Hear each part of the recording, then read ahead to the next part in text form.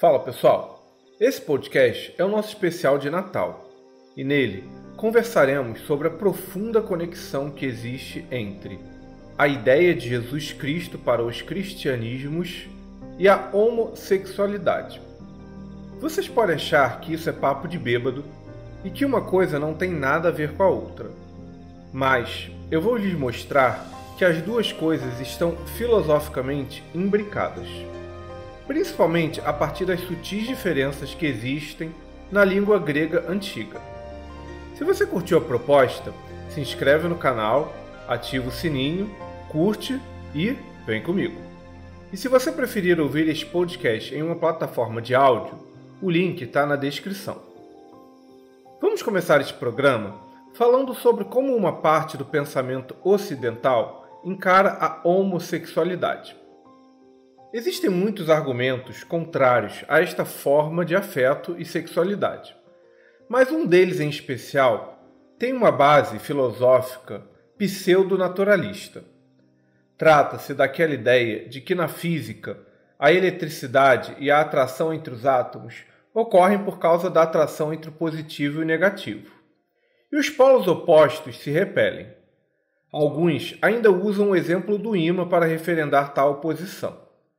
Neste caso, uma vez que as polaridades opostas se atraem, a homossexualidade seria contrária à natureza. Falando de uma forma bem superficial, as pessoas que pensam dessa forma enfrentam o seguinte dilema. Elas afirmam que a natureza é de um jeito, positivo e negativo se atraem. Se algo como a atração entre dois homens ou duas mulheres existem, é porque as pessoas escolheram se voltar contra essa ordem natural estabelecida. Em nenhum momento parece passar pela cabeça dessa gente que se algo existe na natureza que contraria suas conclusões, é a percepção delas que têm da própria natureza é que deveria mudar. Até porque existe homossexualidade entre os animais. Mas elas preferem negar a natureza tal como ela é, em suas diferentes manifestações. Seja como for, não basta chamarmos as pessoas de estúpidas. Isso porque o dilema filosófico ao qual somos submetidos ainda continua existindo e nos desafiando, para homos e heterossexuais. Afinal, se na física é o positivo atraindo o negativo, os opostos se atraindo e os semelhantes se repelindo, por que então existe algo como homossexualidade? A pergunta é perfeitamente legítima. Uma vez que só uma pessoa boba acha que alguém escolhe ser discriminado ou sofrer violência, é evidente que os homossexuais nasceram assim. Logo, é imperativo nos perguntarmos: será que a natureza deu defeito? Para respondermos a essa pergunta, se faz mister, ou seja, é necessário, que a gente reflita um pouco sobre a natureza da palavra homo. E é aí que começa o tema deste podcast. Todo mundo deve saber que esta palavra vem do grego e significa igual. Homossexual é a atração entre dois iguais. É um homem que se atrai por outros homens ou uma mulher que se atrai por outras mulheres. Isso é o que de mais evidente a gente tem. Contudo, quando a gente se coloca a olhar por debaixo da superfície, será mesmo que existe ali uma atração entre iguais filosoficamente falando?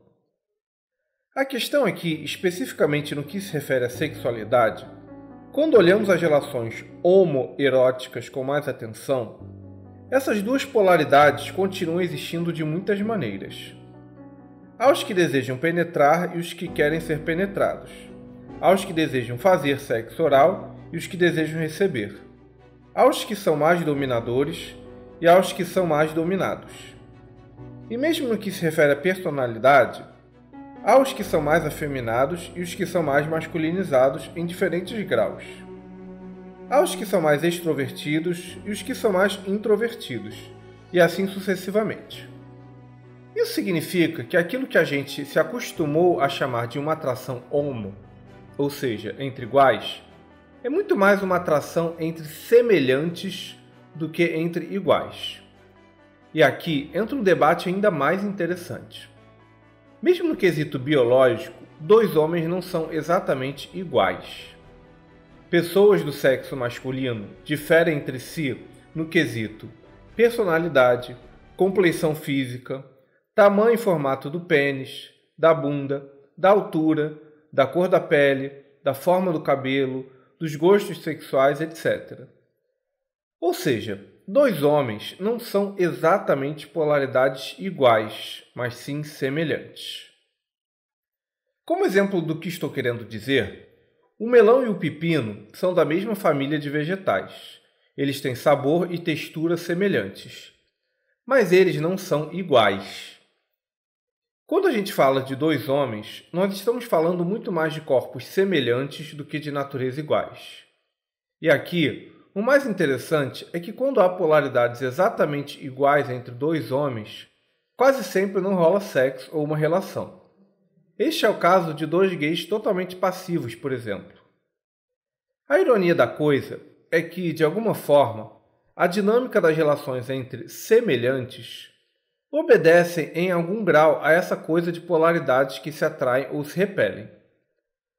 Mesmo entre homossexuais que não gostam de penetração, nas chamadas relações Gwynne, há certa alternância de papéis.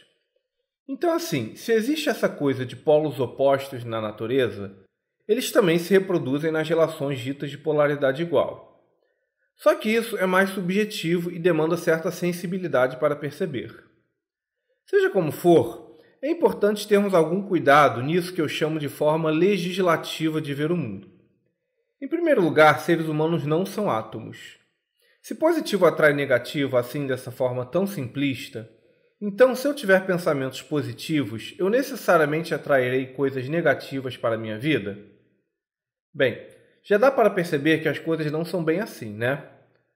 Em segundo lugar, essa coisa de declarar leis de funcionamento nas interações humanas é uma maneira meio bobinha de tentar entender e controlar a contingência e as incertezas que existem na vida. Do meu ponto de vista, eu até prefiro trocar as palavras positivo e negativo por receptivo e penetrante, dominantes e dominados, aqueles que tomam a iniciativa e os que recebem a iniciativa, e assim sucessivamente. Eu ousaria dizer que quase todo intercurso sexual tem um pouco dessas duas polaridades.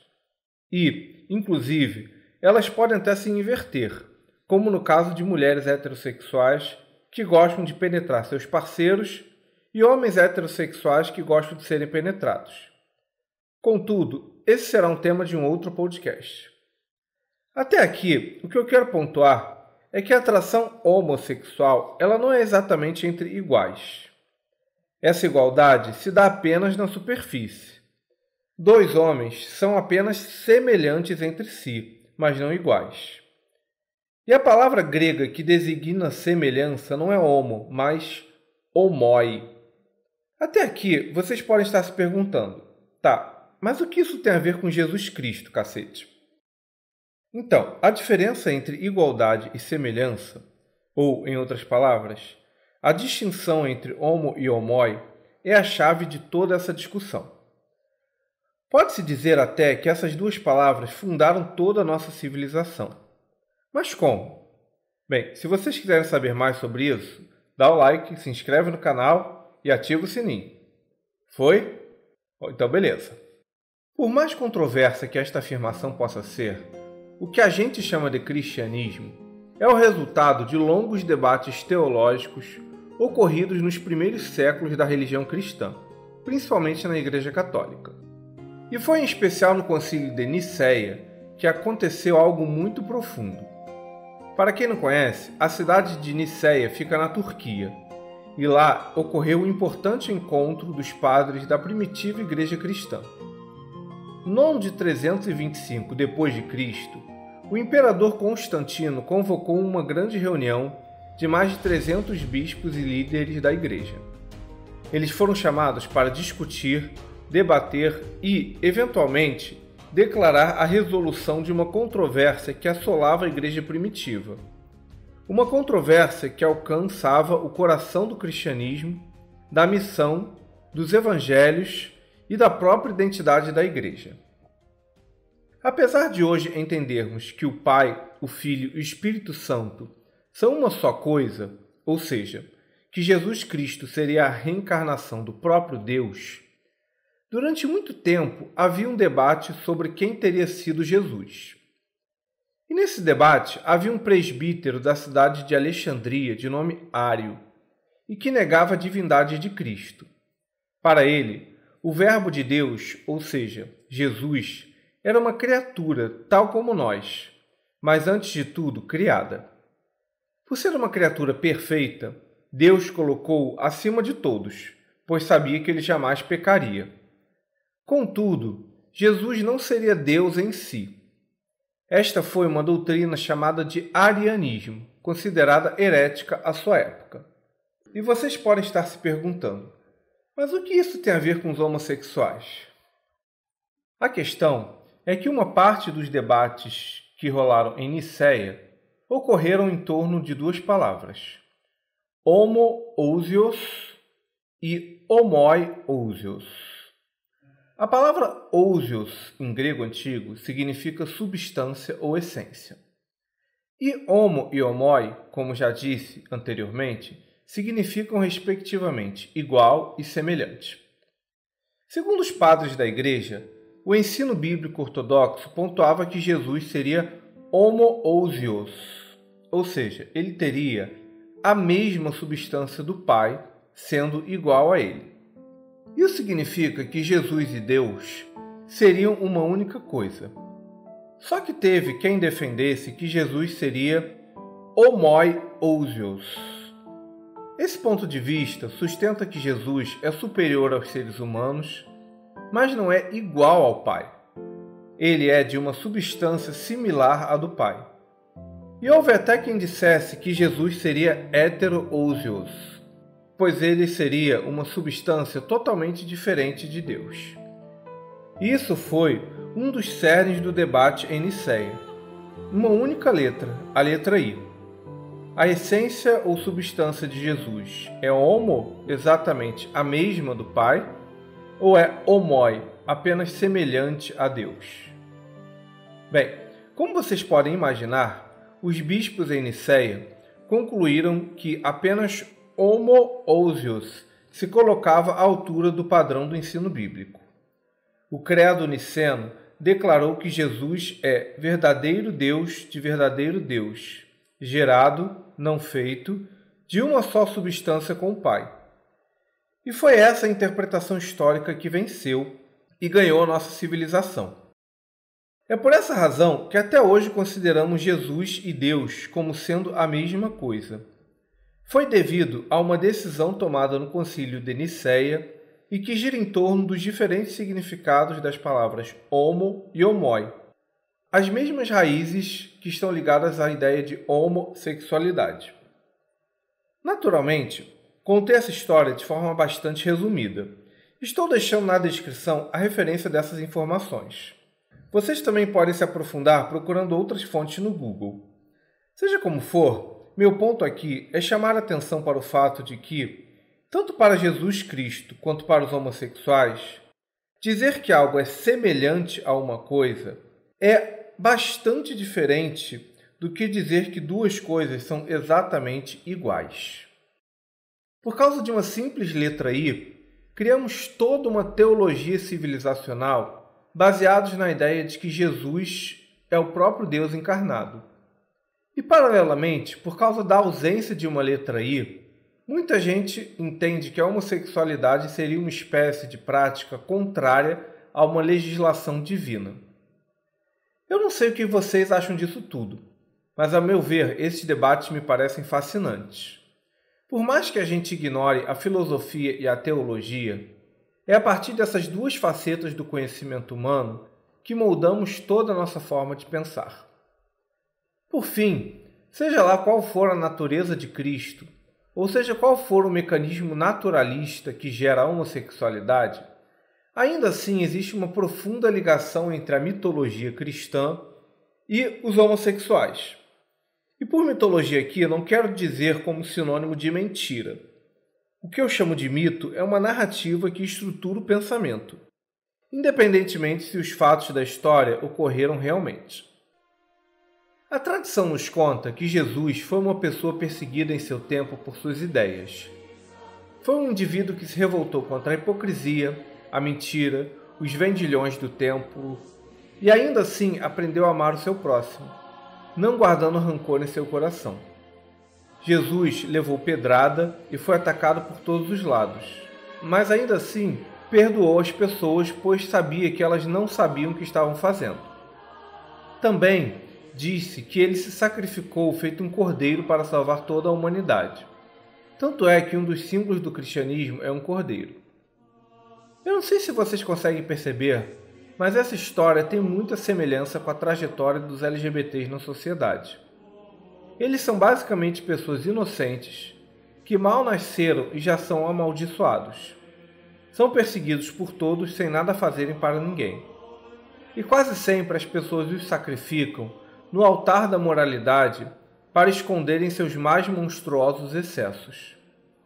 Tudo quanto é pastor e padre que comete os mais absurdos crimes, quase sempre vai ao púlpito atacar os homossexuais para desviar os olhos de seu público dos seus piores crimes. Ao final, os LGBTs são os verdadeiros cordeiros sacrificados no altar do holocausto da hipocrisia. Apesar de dizerem que a religião cristã condena a homossexualidade, são os próprios homossexuais que estão mais próximos de vivenciar a história do Cristo em toda a sua plenitude. Não à toa, tantos LGBTs têm uma profunda fé e uma conexão com Jesus e Maria. Por fim, este foi nosso especial de Natal. Agradeço vocês por ouvirem e deixem suas opiniões e impressões nos comentários. Vocês acham que a diferença entre homo e homoi é um simples detalhe ou pensam que isso tem um profundo significado filosófico? Tenham todos um Feliz Natal. Este foi um programa do canal Ágora Gay, um espaço para conversarmos sobre filosofia, religião, política e cultura do seu ponto de vista gay. Eu sou Felipe Dias. Lembro que este podcast é um recorte de um tema complexo. Mesmo que você não concorde com tudo, meu objetivo é iniciar um diálogo para ele ser aprofundado por outros pontos de vista. Deixe nos comentários o que você pensa sobre essa discussão, sugestões e críticas construtivas. Também os convido a ver os vídeos mais antigos do canal e a seguir a gente nas redes sociais, cujos links estão na descrição. Lembrando que o Ágora Gay é um espaço dedicado à conversa, aos argumentos e não às ofensas. Até a próxima, pessoal! Valeu!